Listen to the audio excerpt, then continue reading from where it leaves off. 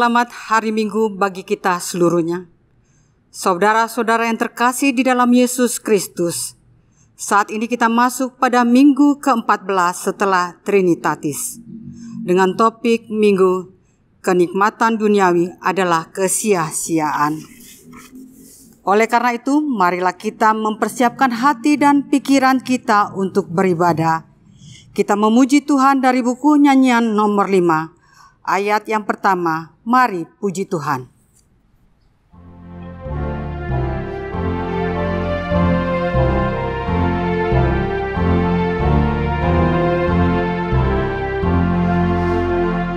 Mari puji Tuhan Allah dan bersorak-sorailah, muliakanlah namanya, Allah Halik yang benar, hingga akhir hayatku, ku muliakan Tuhanku.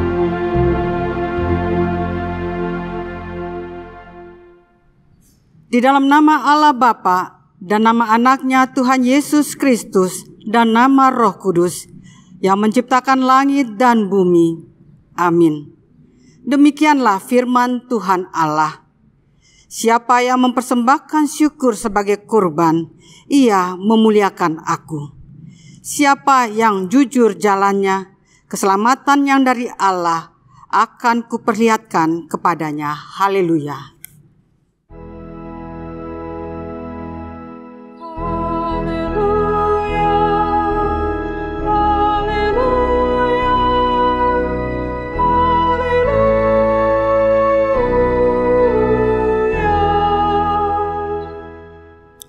Marilah kita berdoa. Ya Tuhan Allah yang Maha Kuasa dan Maha Pengasih, kami merendahkan diri di hadapan-Mu dan memohon, penuhi dan terangilah hati kami dengan Roh-Mu, supaya kami semakin membenci dosa kami dan mulai merindukan firman-Mu yang kudus.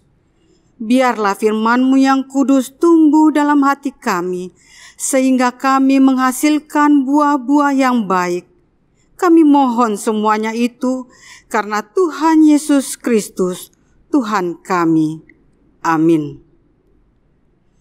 Kita memuji Tuhan dari buku nyanyian nomor 125, ayat kedua, bersukacita pujilah.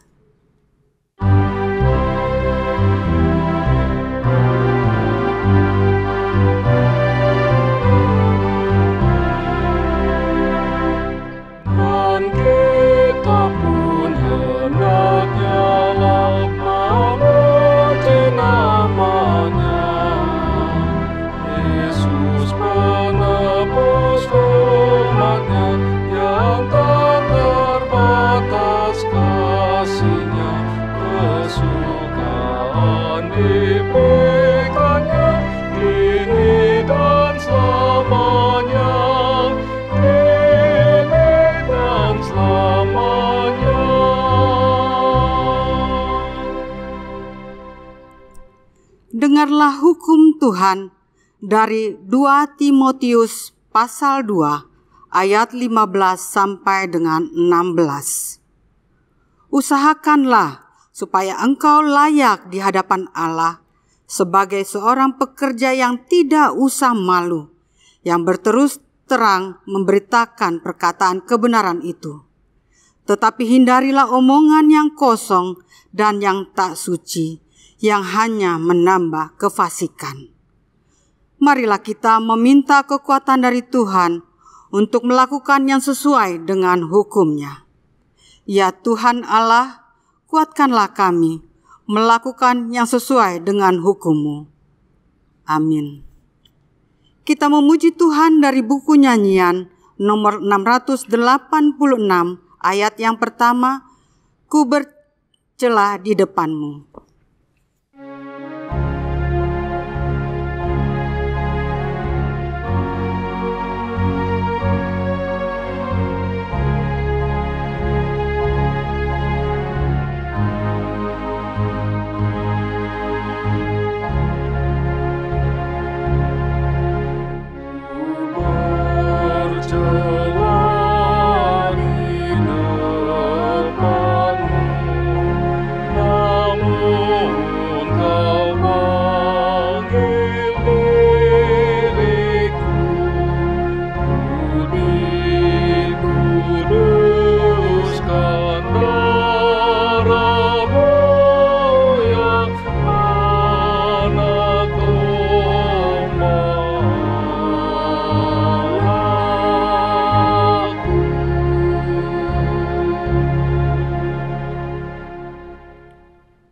Marilah kita merendahkan diri di hadapan Tuhan untuk mengaku dosa-dosa kita. Kita berdoa.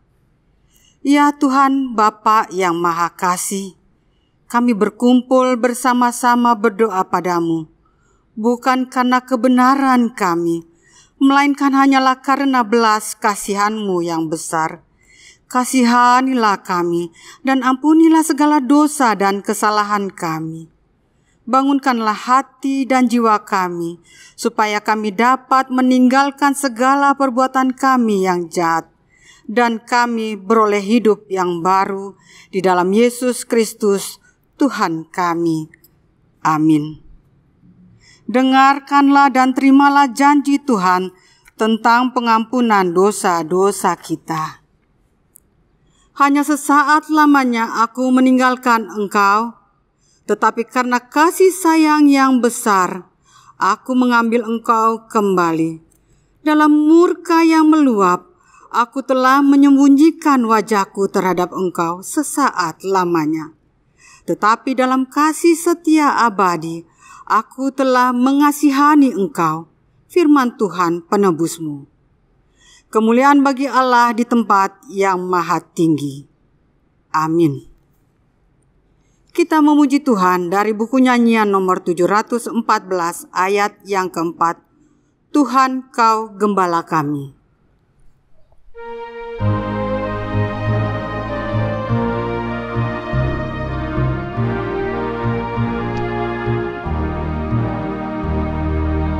Kami taat kepadamu, turut akan perintah-Mu. Penuhi hati umat-Mu dengan kasih rahmat-Mu. Tuhan Yesus terus selamat, gembalakan umat-Mu. Tuhan Yesus terus selamat, gembalakan umat-Mu. Firman Tuhan epistel yang ditetapkan dalam ibadah minggu ini tertulis dalam Galatia pasal 5 ayat 19 sampai dengan 21. Kita membacanya secara responsoria. Perbuatan daging telah nyata, yaitu pencabulan, kecemaran, hawa nafsu, penyembahan berhala, sihir, perseteruan, perselisihan, iri hati, amarah, kepentingan diri sendiri, percideraan, roh pemecah, kedengkian, kemabukan, pesta pora, dan sebagainya. Terhadap semuanya itu, kuperingatkan kamu, seperti yang telah kubuat dahulu, bahwa barang siapa melakukan hal-hal yang demikian, ia tidak akan mendapat bagian dalam kerajaan sorga. Demikian firman Tuhan. Berbahagialah orang yang mendengarkan firman Allah serta memeliharanya. Amin. Kita memuji Tuhan dari buku nyanyian nomor 785 ayat yang pertama, lawan pencobaan.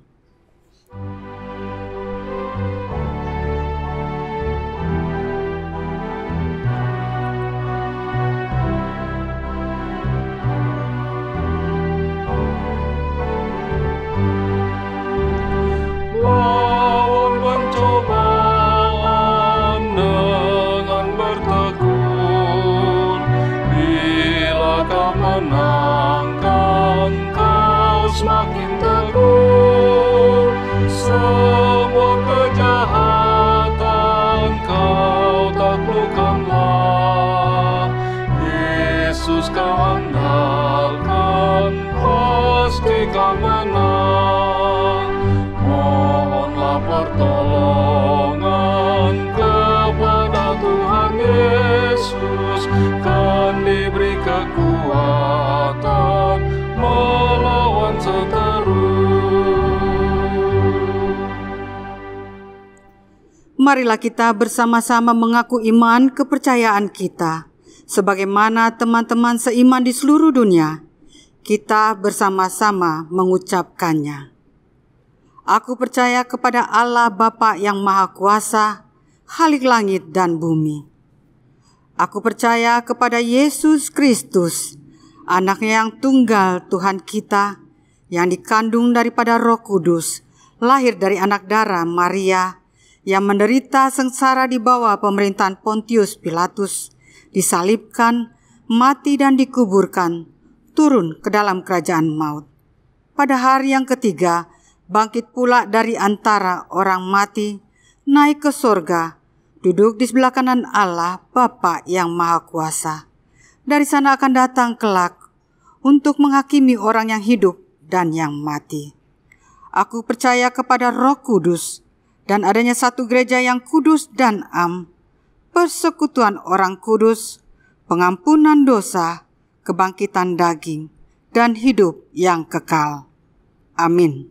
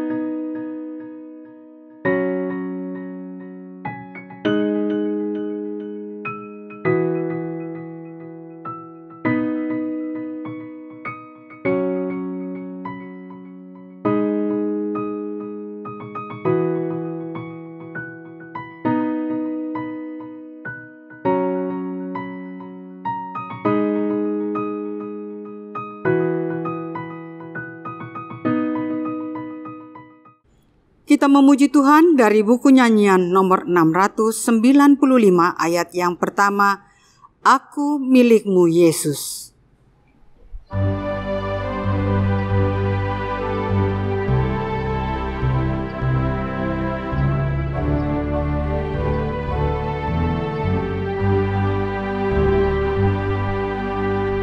Aku milikmu Yesus Tuhanku, aku mau tetap setia padamu. Curahkan Roh-Mu dalam diriku, damai bersamamu. Pegang tanganku Tuhan, peganglah tanganku ya Tuhan, curahkan Roh-Mu dalam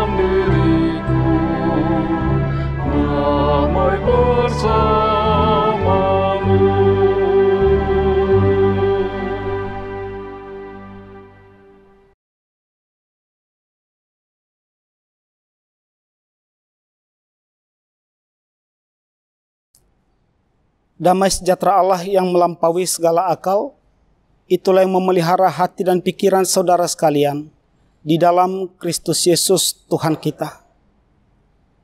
Amin.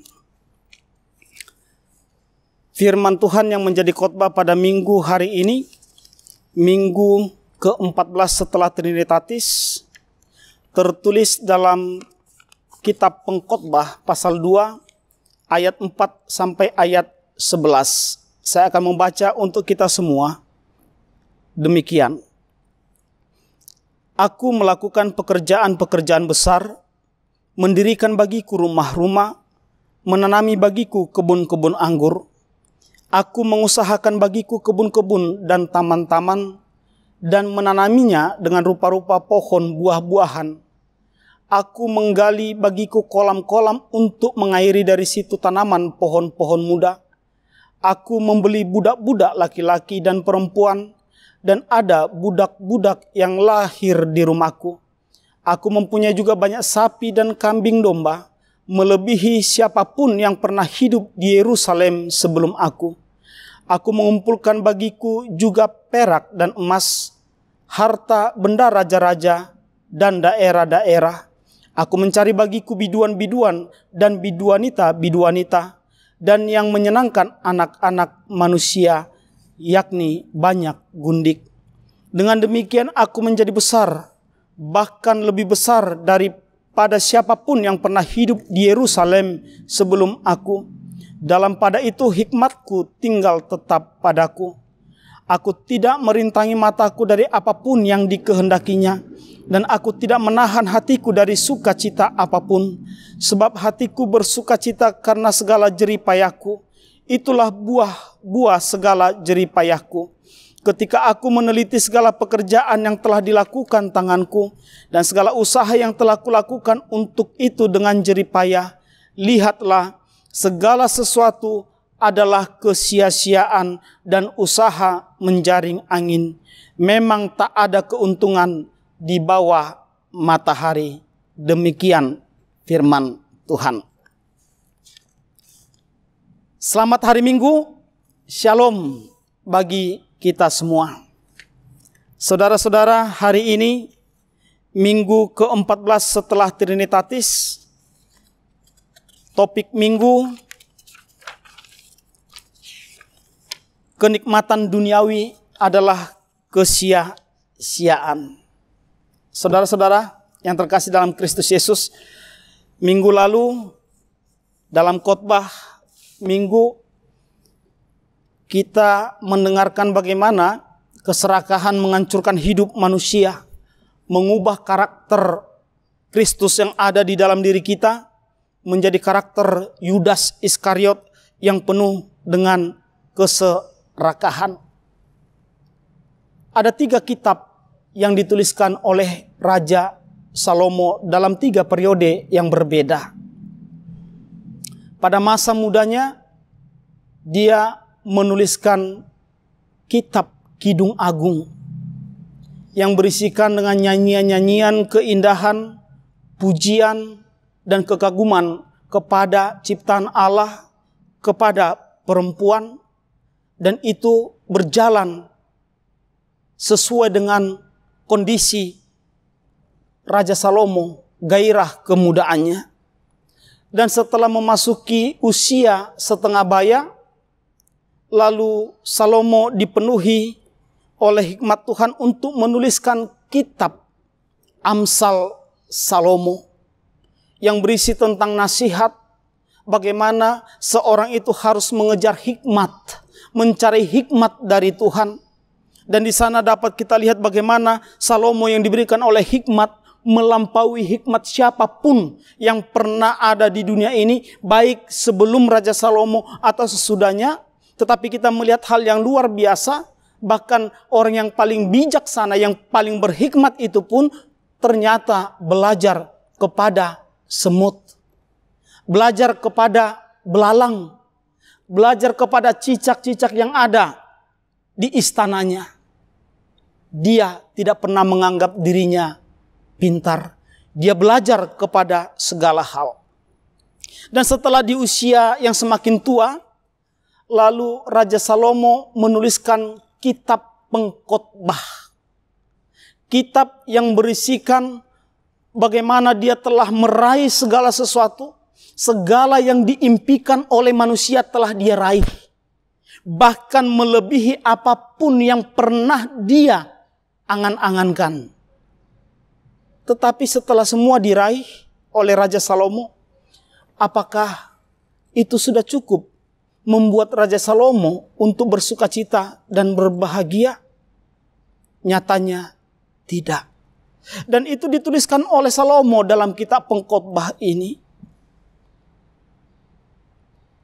Mungkin ada yang berkata, ya, kitab itu dituliskan oleh Salomo di usianya yang sudah senja. Dan itu cocok untuk orang tua yang sudah ada di usia senja. Cocok untuk para lansia. Saudaraku, sikap yang demikian adalah sikap yang salah. Justru pengkhotbah ini, kitab pengkhotbah ini disarankan dibaca oleh para pemuda. Bacalah kitab pengkhotbah ini. Jikalau engkau ingin menjadi kaya, jikalau engkau ingin memperoleh jabatan, jikalau engkau ingin berkuasa, baca dulu kitab pengkhotbah. Maka engkau akan mengerti. Engkau akan paham apa gunanya kekayaanmu, apa gunanya jabatanmu, apa gunanya kekuasaanmu. Apakah Raja Salomo sudah merasa cukup dan dengan kekayaannya, dengan kemakmurannya, dengan kondisi yang serba berlebihan, yang sangat mewah itu, Raja Salomo merasa dirinya sudah sempurna? Tidak, saudaraku, tidak. Justru dia katakan itu sama seperti usaha menjaring angin. Semua adalah kesia-siaan dan usaha menjaring angin. Memang tak ada keuntungan di bawah matahari. Tidak. Salomo merasa tubuhnya semakin lemah. Sakit penyakit menggerogoti dia. Saudara boleh bertanya, adik-adikku Naposo, pemuda dan remaja, tanyalah kepada seorang yang mungkin memiliki uang yang banyak, tetapi dia berada dalam kondisi yang sakit. Dalam keadaan seperti itu, apa guna hartanya? Apa guna jabatannya? Apa guna kekuasaannya? Tanyalah kepada mereka-mereka. Dan mereka pun akan sama menyatakan hal yang seperti dikatakan oleh Raja Salomo. Semua adalah kesia-siaan. Ternyata harta tidak berharga, jabatan tidak berharga, kekuasaan pun tidak berharga. Lalu apakah dengan demikian maka orang Kristen tidak boleh mencari harta, mengumpulkan harta, mencari jabatan, mencari kekuasaan? Boleh, boleh. Minggu lalu juga saya katakan boleh, silakan. Tetapi pertanyaan mendasar adalah bagaimana cara kita untuk memperolehnya. Itu yang paling penting. Minggu lalu itu sudah saya jelaskan. Dan Salomo bertujuan untuk mengingatkan orang sebelum kita mengalami hal yang sama seperti yang dirasakan oleh Raja Salomo. Bahwa semua yang kita raih di dunia ini, di bawah kolong langit ini, di bawah matahari ini, semua berlaku agar kita takut kepada Tuhan. Tidak ada yang lain. Jadi pengkhotbah ini intinya adalah supaya seluruh manusia takut akan Tuhan. Jangan takut kepada manusia, saudaraku. Yesus sendiri berkata, jangan takut kepada sesuatu yang dapat membunuh tubuhmu. Tapi takutlah kepada sesuatu yang dapat membunuh roh dan jiwamu. Jangan takut kepada para penguasa. Jangan takut kepada seseorang karena dia kaya.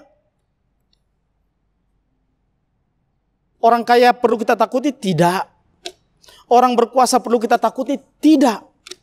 Perlu kita hormati? Perlu. Perlu. Setiap orang perlu dihormati. Perlakukanlah seseorang sesuai dengan keberadaan mereka. Sesuai dengan keinginanmu orang lain memperlakukanmu. Jikalau kita ingin disayang, sayangi dulu orang lain. Jikalau kita ingin diperhatikan, perhatikan dulu orang lain. Jikalau kita ingin dihormati, hormati terlebih dahulu orang lain. Apa yang engkau inginkan orang perbuat bagimu, perbuatlah kepada sesama manusia. Maka dalam perikop khotbah hari ini, Salomo mengingatkan seluruh manusia, pembaca kitab pengkhotbah ini, bahwa apapun yang diraihnya, kenikmatan duniawi yang dia raih, yang dia jalani dan dia peroleh, semuanya adalah kesia-siaan. Tetapi jikalau semua kita raih dengan rasa takut akan Allah, takut kepada Tuhan, maka semua itu akan menjadi sukacita dan berkat bagi kita semua. Maka sekarang, secara khusus kepada anak-anak kami Naposo Pemuda, dan kepada anak-anak kami remaja, mulailah sekarang ubah. Ubahlah cara berpikirmu. Ubah cara belajarmu. Jangan engkau belajar untuk jabatan. Jangan engkau belajar untuk harta. Jangan. Tetapi belajarlah engkau agar engkau boleh menjadi berkat bagi dunia ini. Belajarlah agar engkau boleh membantu orang-orang miskin. Belajarlah agar engkau boleh membantu orang-orang yang berkekurangan. Membantu orang-orang yang sakit, orang yang tertindas. Yang diperlakukan tidak adil. Jangan engkau belajar dan berusaha untuk menjadi orang kaya atau menjadi penguasa. Tapi bukankah itu sama saja? Mungkin sama saja. Tetapi untuk membedakannya, saya ingin mengutip doa seorang pejuang pembebasan dari Amerika Latin yang bernama Gustavo Gutierrez. Apa kira-kira doanya? Dan dari doa ini kita bisa melihat perbedaannya. Dia berdoa kira-kira demikian. Tuhan, aku tidak meminta kekayaan. Tetapi aku berdoa kepadamu. Berkatilah hidupku agar aku bisa membantu orang-orang miskin. Tuhan, aku tidak meminta agar aku senantiasa berbahagia. Tetapi aku berdoa kepadamu, tatkala aku bergumul dan berada dalam duka cita, hiburkan aku dengan Roh Kudus. Aku tidak meminta umur yang panjang. Tetapi aku berdoa kepadamu, berapapun umur yang kau berikan, berkatilah sehingga kualitasnya sama dengan orang yang berusia 100 tahun. Tuhan, aku tidak meminta agar aku senantiasa diberikan kesenangan dan sukacita. Tetapi aku berdoa kepadamu agar hidup ini boleh memberikan sukacita kepada orang lain. Itu doa orang percaya. Artinya, anak-anakku, apakah mungkin aku boleh bisa membantu orang miskin kalau aku pun miskin? Sebenarnya Gustavo Gutierrez juga berdoa kepada Tuhan, Tuhan berikan aku kekayaan. Berikan aku kepintaran. Berikan aku kesehatan. Tetapi yang membuat doanya berbeda adalah motivasi dia untuk menjadi kaya. Motivasi dia untuk menjadi kaya adalah membantu orang lain. Membantu orang miskin, orang-orang yang membutuhkan. Kalau untuk meminta kekayaan, itu berlaku untuk diri saya sendiri. Saya yang menikmatinya. Tetapi ketika kita berdoa agar apa yang kita peroleh boleh menjadi berkat bagi orang lain, maka di sanalah sesungguhnya kita meraih kekayaan kesuksesan itu dengan rasa takut akan Tuhan. Kita bukan penganut teologi sukses teologi atau prosperity teologi. Tidak. Kita tidak mengatakan bahwa setiap orang yang percaya kepada Kristus akan hidup makmur. Pergumulan, kepahitan hidup, kemiskinan akan jauh dari kehidupan orang percaya. Tidak, itu adalah pemahaman yang salah. Teologi kita adalah teologi penderitaan. Bahwa sebagaimana Kristus menderita, orang percaya juga harus menderita. Bahkan berkat yang saya terima itu adalah penderitaan. Itu konsep kekristenan. Bahwa di dalam segala sesuatu yang saya peroleh, nama baik, kekayaan, pangkat dan jabatan, itu adalah penderitaan, itu adalah ujian. Maka jikalau itu tidak saya terima di dalam rasa takut akan Tuhan, maka bukan tidak mungkin hal-hal tersebut akan menjerumuskan saya ke lembah kematian. Maka sekali lagi Bapak Ibu Saudara, anak-anak yang terkasih, perolehlah hikmat. Carilah hikmat Tuhan.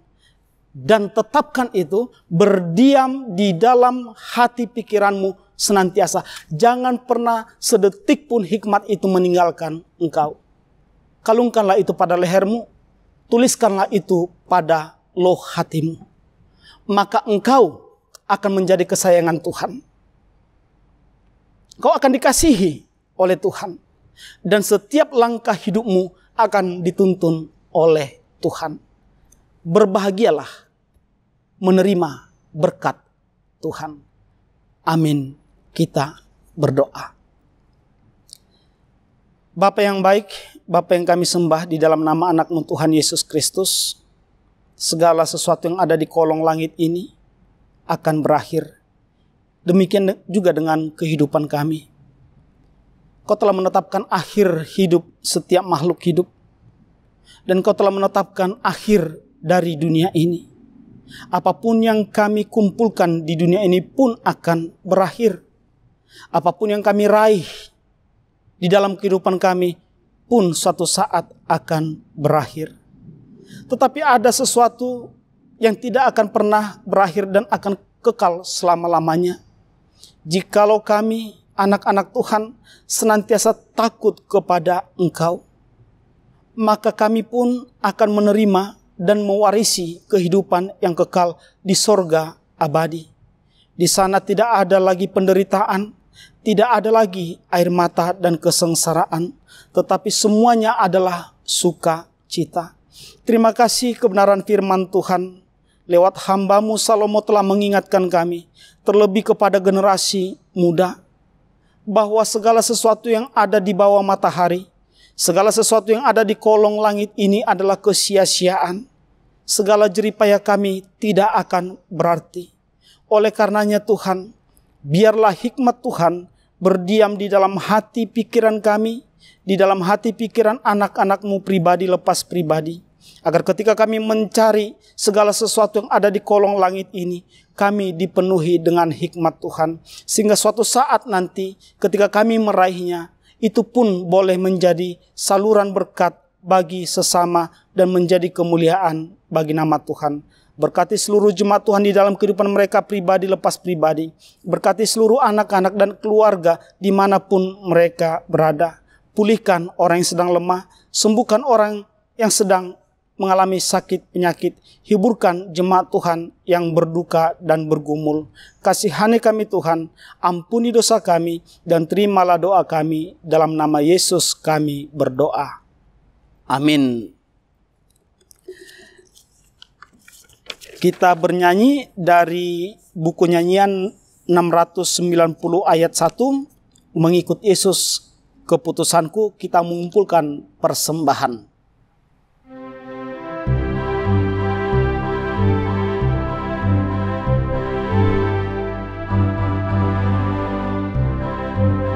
Mengikut Yesus keputusanku, seluruh hidupku mengikut Yesus. Mengikut Yesus keputusanku, ku tak ingkar, ku tak ingkar. Marilah kita menyerahkan persembahan kita kepada Tuhan. Kita berdoa. Ya Allah Bapa kami yang di sorga, kami mengaku bahwa Tuhan adalah sumber dari segala karunia yang melimpah dalam kehidupan kami masing-masing. Sebahagian daripada karunia itu kami serahkan kembali sebagai persembahan kepada Tuhan. Terimalah dan berkatilah persembahan umat-Mu ini, agar dapat kami pergunakan untuk pekerjaan dan pelayanan kerajaan Tuhan di dunia ini. Bukalah hati kami untuk mengenal betapa banyak berkat dan karunia yang kami peroleh dari Tuhan, supaya kami senantiasa bersyukur kepadamu, di dalam nama Yesus Kristus Tuhan kami. Amin. Tuhan karuniamu, roh dan jiwaku semua, nyawa juga hidupku, harta milikku semua,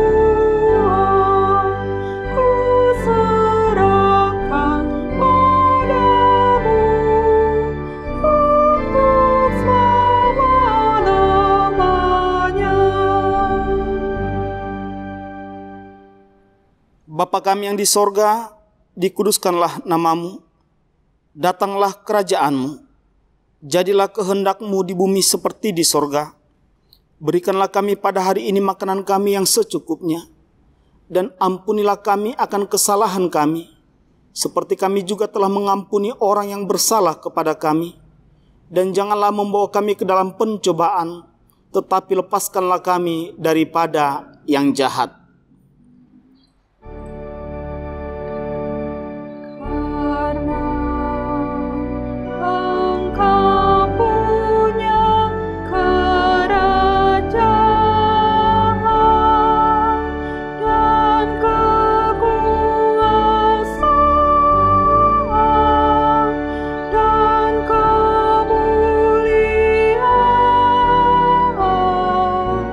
sampai selama-lamanya. Amin.